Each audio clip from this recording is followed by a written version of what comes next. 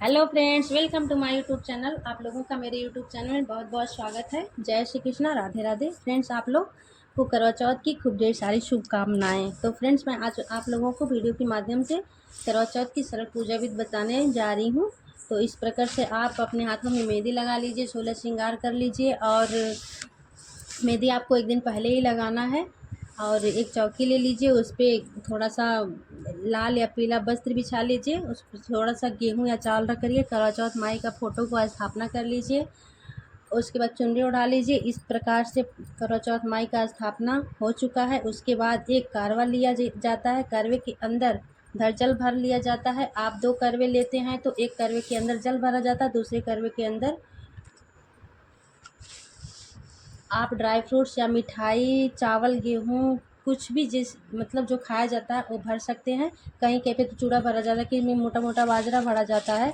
तो इस तरीके से भरा जाता है। लेकिन एक करवा जल वाला जो जिससे हम चंद्रमा को अर्घ्य देते हैं वो कंपल्सरी होता है। तो उसके गले में आप इस तरीके से मौली या कलावा बांध लीजिए। इसमें जो छेद होता है उसे ही करवा कहा जाता है। और कारवा के चारों तरफ ऐसे 13-13 टिकिया कर लेते हैं। कारवा पे स्वास्तिक बना लेते हैं। और कारवा के ऊपर आप कुछ ना कुछ ज़रूर रखिए। चीनी रख सकते हैं, चावल, गेहूँ, मिठाई, कोई फल ज़रूर रखिए। उसके बाद एक कटोरी गेहूँ लीजिए और उस गेहूँ लीजिए। उसके बाद जैसे पुराने ज़माने में तो 1 किलो, सवा किलो, 5 किलो, 11 किलो लिया जाता है। वो पूजा के स्थान पर रखा जाता है। कुछ दक्षिणा रखा जाता है, उसमें कलावा बांध करके उस पर टीका करेंगे। बाद में इसे दान दे दिया जाता है किसी को भी, या तो किसी मंदिर में, या को जो कथा सुनाने आया हो, या किसी ब्राह्मणी को, किसी ज़रूरतमंद को ये दान दे दिया जाता है। इस तरीके से हम गेहूँ भी रख लिया है। उसके बाद गेहूँ पर रखने के बाद हम यहाँ धूप दीप का स्थापना करेंगे। अब कारवा भी कहीं कहीं पे 2 लिए जाते हैं, कहीं कहीं पे 3 लिए जाते हैं। तो आप खांड का भी कारवा जो बना आता है वो ले सकते हैं। चीनी का कारवा बना हुआ जो आता है वो ले सकते हैं। उसका भी यहाँ पर स्थापना किया जाता है और उसके बाद दान दे दिया जाता है। कारवा चंद्रमा का अर्घ्य देने के बाद ज़रूरी होता है, बल्कि जितने भी कारवा रखे जाते हैं वो दान में दे दिए जाते हैं। मिट्टी का कारवा रखिए, आप चाहे तो धातु का भी रखिए। मिट्टी का कारवा तो हर साल नया लेना पड़ता है, लेकिन धातु का कारवा आप हर साल उसे यूज कर सकते हैं। तो इस तरीके से हमने धूप दीप की स्थापना कर ली है। उसके बाद हमने फूल से छींटा दे करके सभी देवी देवताओं, सभी भगवान जी, करवा चौथ माई का सबका शुद्धिकरण कर लेंगे। उसके बाद अपने हाथ में अक्षत और पुष्प लेकर के सभी देवी देवताओं का आह्वान करेंगे। व्रत पूजन का संकल्प लेंगे। यह पूजा हमें दोपहर के समय करना होता है और चाहे तो शाम के समय भी कर सकते हैं, कि जिसके यहाँ जैसा होता है वैसा कर सकता है। कथा सुनने से पहले कहीं ये पूजन की जाती है। और सभी देवी देवताओं का आह्वान करने के बाद हम प्रार्थना करेंगे कि सभी का, और ये पूजन जो होता है मुख्य रूप से गणेश जी का पूजन होता है, क्योंकि जो ये चतुर्थी तिथि होती है वो गणेश जी को समर्पित होती है। इसमें गणेश जी का विशेष रूप से पूजा की जाती है। देखिए, गणेश जी को हम टीका करेंगे, अक्षत अर्पित करेंगे, रोली अर्पित करेंगे और गणेश जी की प्रिय दुर्वा और गुड़हल का फूल अर्पित करेंगे। उसके बाद विशेष रूप से गणेश जी को हम अवश्य पूजा करेंगे। गणेश जी मेरे फ़ोटो में है तो इसलिए मैंने अलग से स्थापना नहीं करी है, नहीं तो अलग से गणेश जी का स्थापना किया जाता है। धूप दीप हम दिखा देंगे, वस्त्र रूपी मौली का लावा अर्पित कर देंगे।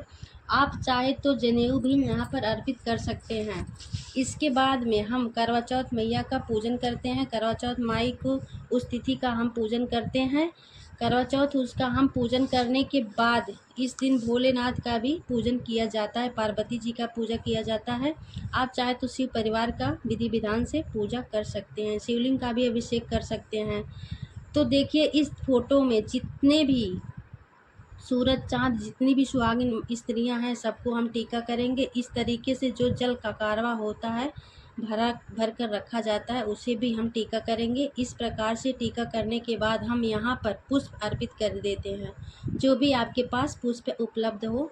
फ्रेंड्स, देखिए, हमने पुष्प अर्पित करने के बाद करवा चौथ माई को हम सुहाग का सामान अर्पित करेंगे। चौथ को माई को सुहाग का सामान अर्पित करेंगे। सुहाग का सामान देखिए, आप चाहे तो 16 श्रृंगार अर्पित कर सकते हैं या 5 या 7 प्रकार के श्रृंगार अर्पित कर सकते हैं। उसके बाद आपके पास जो भी भोग प्रसाद मिठाई उसे अर्पित कर सकते हैं। उसके बाद ऋतु फल जितने भी प्रकार के आपके पास मिल जाए। वैसे तो चौथ का दिन है, आप 4 प्रकार के फल को अर्पित कर सकते हैं। वो माता को भोग के रूप में अर्पित करिए।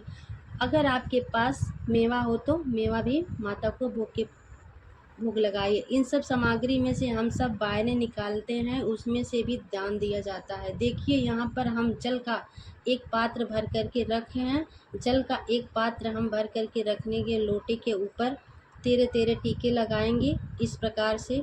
तो कथा किसी के यहाँ दोपहर में सुनी जाती है, किसी के यहाँ शाम में सुनी जाती है। जिसके यहाँ दोपहर में कथा सुनी जाती है और सूर्य भगवान को अर्घ देंगे। जिसके यहाँ शाम को कथा सुनी जाती है वो चंद्रमा को अर्घ देंगे। फिर चावल ले लीजिए, कुछ दूरबा ज़रूर इस रखिए। तब उसके बाद करवा चौथ माई की कथा सुनी जाती है। सुनते समय चावल अपने हाथ में लिए जाते हैं, पल्लू में बांध लीजिए और शाम के समय चंद्रमा को जब अर्घ देते हैं तो उसके साथ में इस दाने को अर्घ दे दिया जाता है। और इसी के साथ देखिए शाम को सूर्यास्त और इसी के साथ ही देखिए शाम को सूर्यास्त होने से पहले वायना निकाला जाता है। वायने में आप सूट साड़ी श्रृंगार की सामग्री और कुछ दक्षिणा ज़रूर रखें।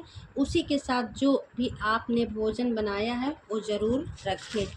और यहाँ पे जो भी हमने फल मेवा मिठाई लगाई है भोग वहाँ पर रख करके बायना दिया जाता है। बायना सासू माँ हो या आपसे बड़े कोई भी जिसका आप पैर छूते हैं उनको बायना दे सकते हैं, जिसे आप पैर छूती हैं उन्हें भी बायना दे सकती हैं। ब्राह्मणी दे सकती हैं या कोई भी गरीब सुहागिन स्त्री मिल जाए उसे भी आप दे सकती हैं। इसके बाद चंद्रमा को अर्घ देकर पति का पूजन किया जाता है। उसके बाद व्रत का पारण किया जाता है। तो फ्रेंड्स, मैं आपसे उम्मीद करती हूँ कि मेरी वीडियो अच्छी लगी होगी, तो लाइक शेयर कमेंट ज़रूर कीजिएगा।